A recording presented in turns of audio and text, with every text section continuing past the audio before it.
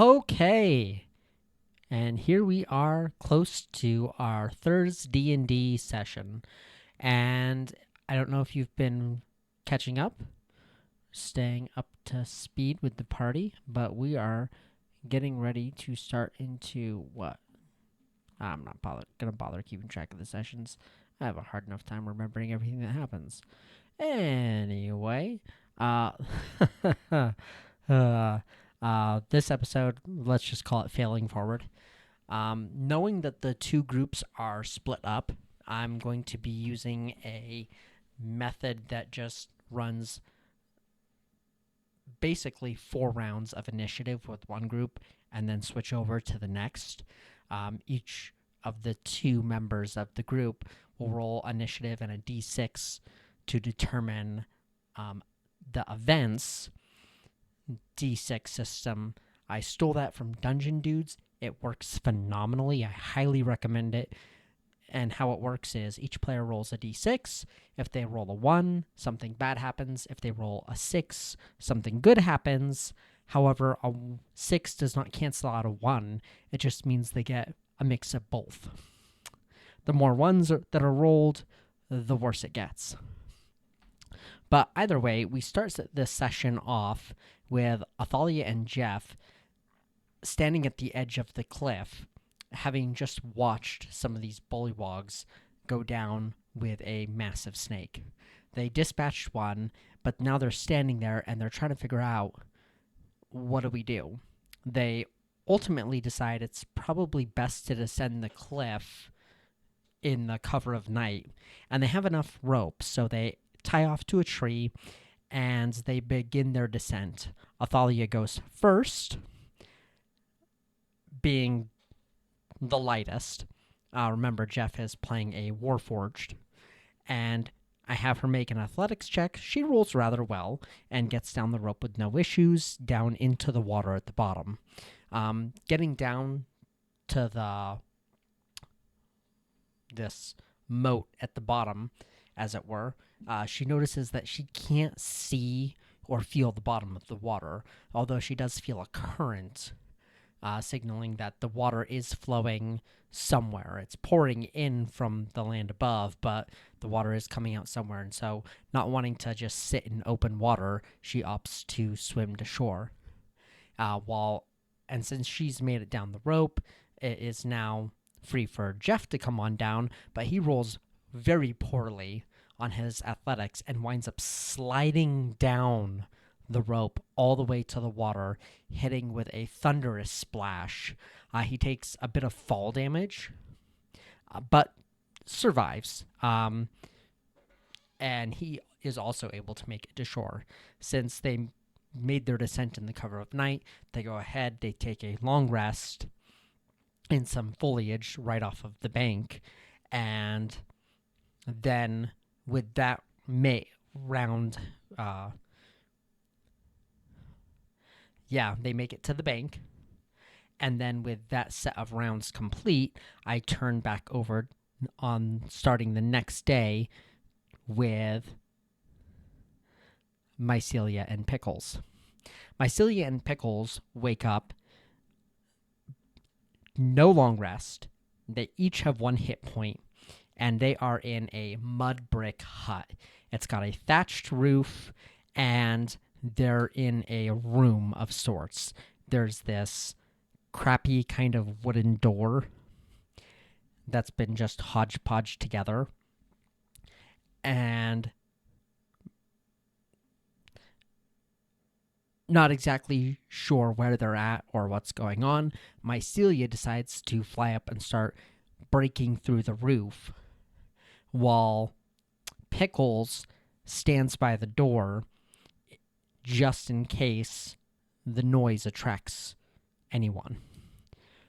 The last thing they remembered, of course, was getting brought down by the bullywogs in that little camp. Well, Mycelia begins to break through the roof, and the noise does attract a bullywug who opens the door, and Pickles is able to instantly take him down, pulling the body into the room as to not leave any evidence. as Mycelia breaks through the roof, she begins to pull herself through this hole that she's made. And looking out from the building, she sees that they're in this town. And there is a bullywug standing on this paved street of mud brick stone.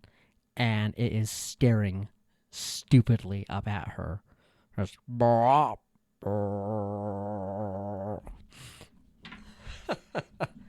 and seeing her, it croaks real loud. I explain it's a resounding croak, almost like a really loud bullfrog you would hear in a swamp. Moving back to Athalia and Jeff, they have been making their way through the foliage. On the way, they encounter some trees that don't seem native to the swamp. They've got these strange oblong green fruits. I described them kind of like devil fruits from One Piece. It had this weird fishhook pattern going across the entirety of the fruit. And they package up a few of those for the road and continue through this bit of brush until they make it to the edge of clearing, make it to the clearing, and they're on the edge of a town. And there are these mud brick huts that are parsed out on the edge of this clearing. And there is a bullywug at the back of one of these homes, and it is pulling up this weird, stringy, snotty, kelp-like substance from this really shallow pond out behind one of these homes. They kind of panic, and Jeff manages to dispatch the frog folk pretty quickly, freezing it. I'm pretty sure it was Ray of Frost that he used, and it instantly takes it down. Jumping back, Mycelia is trying to pull herself free from the roof. However, she's gotten snagged on it. So Pickles moves back into the room, moves back, helps free her up, and then heads out the door, where he immediately gets caught in an entangle, as on the opposite side of this room is the bullywug druid who had captured him.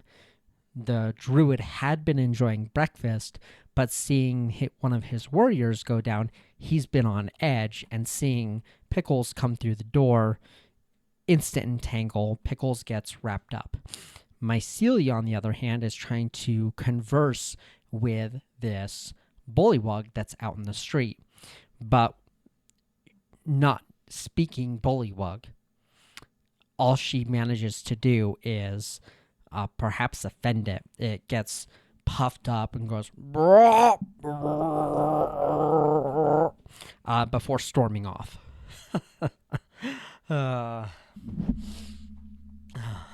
Back inside the house, the short fight between Pickles and this bullywug druid have the druid actually retreating.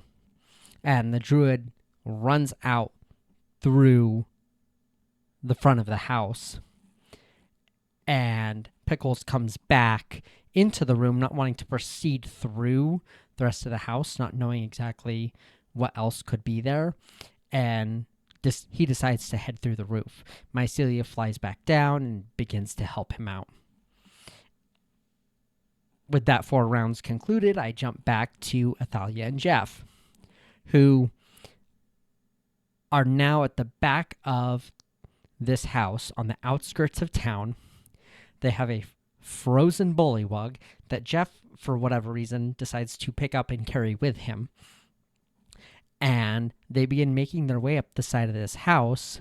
And coming around the front, Jeff finds the front door of this abode. And he can hear croaking inside. So he stealthily opens the door to see 8 small frog folk leaping around, playing some kind of game. And realizing what he has done, he immediately closes the door, turns back around, and Athalia, who is coming up the side of the house, he walks around the corner where she's coming up, and he just chucks the body of this bullywug clear into the brush. He's just, nope, we're not having any of this. I'm not the monster here. It was hilarious, his realization, and not wanting to be possibly face the reality of that, they make their way back, and instead of hanging a left and going past the front door of this house again, they just hang a right, and they just continue down these paved streets. I keep telling the players that this environment is rather unusual for the bullywugs. They wouldn't have the knowledge or the capacity to have a civilization, this town of mud brick. They're not smart enough to have crafted this on their own. So this is a remnant from some other civilization. And they noticed that the town slopes downward.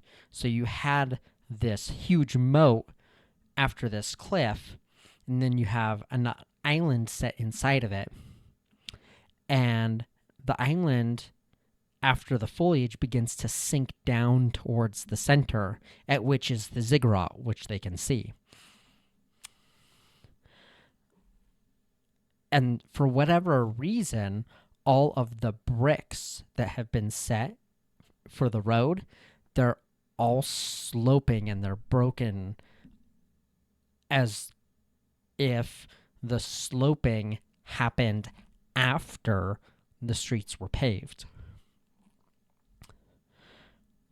So continuing down this brief decline, they run into a boggle, whom they placate with one of the fruits that they had acquired earlier, making their way into this town. But they know that Pickles and Mycelia are down here somewhere, but they haven't been able to figure out, they don't have any clues on where they could be. So Pickles and Mycelia, having now crawled out of this house, they also get this perspective of the town, that it's sloping downward towards the ziggurat at the center, and beginning to break out and explore this town, because they don't know how they got here. They don't know where they're at. It's assumed that the bullywugs have brought them here, but they have no idea where here is. So they begin inspecting the town, but it's not very long until they run into the bullywug druid who had originally captured them. He's been waiting for a better opportunity to re-secure his quarry, and the druid manages to down Mycelia, and he escapes with her. Pickles runs off, not wanting to also get dropped, because, again, he's only at 1 hit point, and he runs into this building that's being used for food storage. He kind of scrounges around, finds some food, Skyrim-style, wolfs down some food to get some few hit points back. But he eventually re-emerges from the building once he's convinced the bullywugs are gone. And in order to get a better view without Mycelia, who can fly, keep in mind, he decides to climb up on the roof of this building. So he climbs on up and starts to get a better view. But as he's looking around, he notices that there's a group of bullywugs getting close to him, and these bullywugs are dragging this massive snake through the town towards the ziggurat. Heading back to Athalia and Jeff, Athalia, as they're making her way through town, she sees a tall red figure, which is Pickles.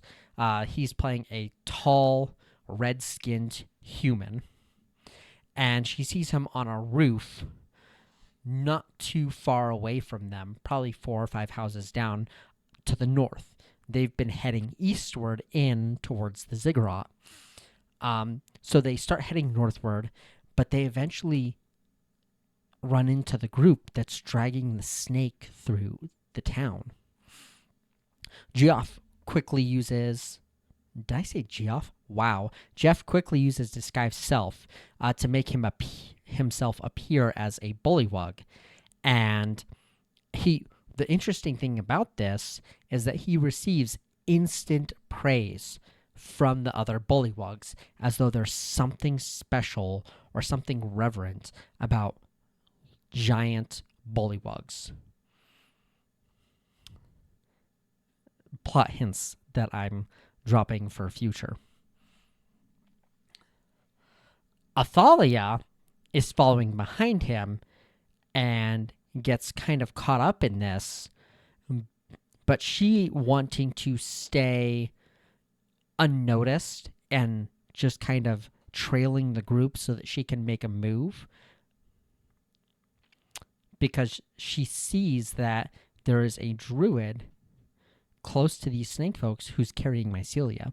She wants to stay quiet and unnoticed, but the problem is she's already been seen by these bullywug hunters dragging the snake. So as she tries to back up and dart off, they throw spears. They throw a ton of spears and they down her. And they run over, and now not only do they have this giant snake, but now they have this Azamar lady that they can take in for their quarry as well. On the other side of the snake winds up being Pickles, who also gets spotted and taken down by these bullywug druids and hunters as well. So, aside from Jeff, Mycelia, Pickles, and Athalia are all down, tied up, and just being drug along through the town with this snake, and they wind up at the ziggurat. They make it all the way down through town at the ziggurat. Jeff is following, but even when his disguised self wears off, the bullywugs don't seem to care about him at all. They don't pay him any mind or any attention, and he winds up using all of his spell slots for disguised self, which, okay, understandable, yeah.